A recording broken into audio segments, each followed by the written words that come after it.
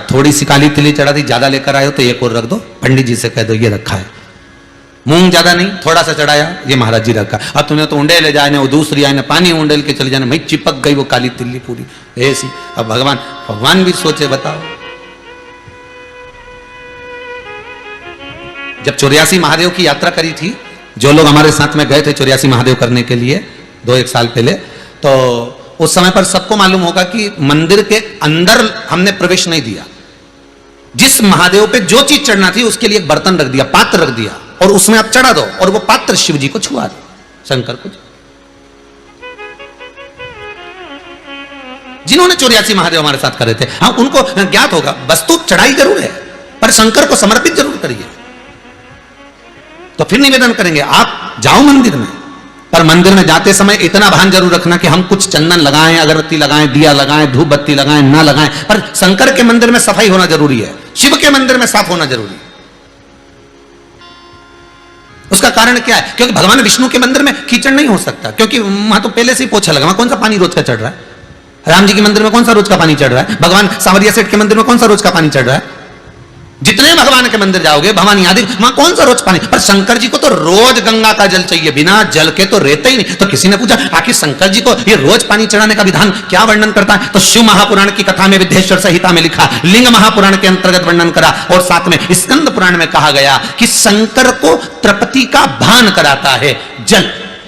अब कहा कि जल तो गंगा का होना चाहिए, फिर यहां शास्त्रों में लिखा कि गंगा का जल से अभिषेक करो शंकर भगवान का। तो अपन तो घर का लोटा से पानी भरते, मटके का पानी ले जाए, टंकी का पानी ले जाए भगवान को चढ़ाने के लिए। तो भगवान स्वीकार करता है क्या? शिव महापुराण की कथा कहती है, तांबे के लोटे में जो जल भरा जाता है और उसको शंकर के दरवाजे पर, चौखट पर लांग कर जब हम जाते हैं, शिव को समर्पित करते हैं, जैसे ही शिव की चौखट में हम प्रवेश करते हैं, मंदिर के अंदर प्रवेश करते हैं, उस समय पर भगवान शंकर के दरवाजे के नंदी भृंगी उसको भगवान शिव के जो गण होते हैं उसको गंगा का जल निर्मित कर देते हैं, उस कलश को ही गंगा का जल कर देते हैं, उसी को गंगा जल कर देते हैं।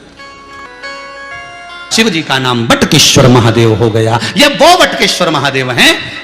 अदालत में केस चल रहा हो, कहीं कोई समस्या अड़ गई हो, तो दही का शिवलिंग का निर्माण बड़ के पेड़ के नीचे कर कर, जो पूजन कर कर उसका विसर्जन कर देता है, उसकी मनोकामना 3 माह में भगवान शिव पूरी कर देता है। बटकेश्वर महादेव, बटकेश्वर। घर में क्लेश हो रहा हो, विवाद हो रहा हो, लड़ाइयां हो रही हो, झगड़ा हो रहा हो, एक काली मिर्ची, एक लौंग शंकर भगवान को स्पर्श कराकर बड़ के पेड़ के नीचे बटकेश्वर महादेव के नाम से डाल दीजिए, 15 मिनट में शांति हो जाए। कितने ही पति पत्नी में झगड़ा हो रही हो और पत्नी कितनी भी रूठ के चली गई, मनाने आ जाएगा वो, तुम तो बस एक काली मिर्ची लौंग डाल। बटकेश्वर महादेव।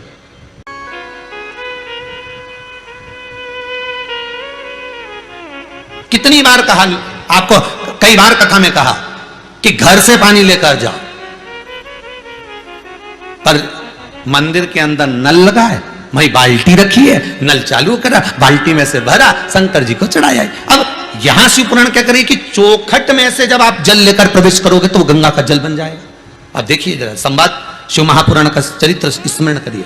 चौखट में से, शंकर के दरवाजे की चौखट में जब आप प्रवेश करें, भरा हुआ पात्र लेकर, जल लेकर जब जाएं तो वो गंगा का जल बन गया। शंकर उसको आनंद से स्वीकार करता है। मेरा ओ घरदानी, मेरा शंभो, उसको आनंद में स्वीकार करते हैं। अब मैं यहां शंकर जी, वहां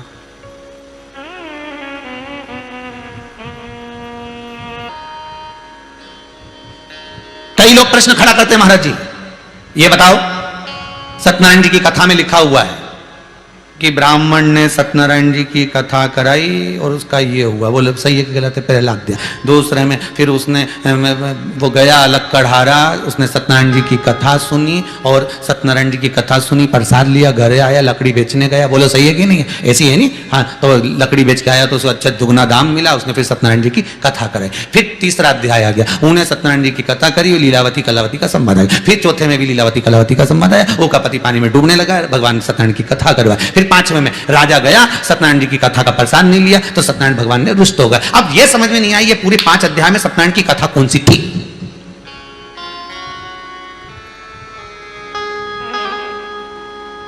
पूरे 5 अध्याय में कहा उन्होंने सत्यनारायण की कथा करवाई, तो कथा कौन सी थी? फिर उन्होंने कहा उन्होंने सत्यनारायण की कथा करवाई, तो कथा कौन सी थी?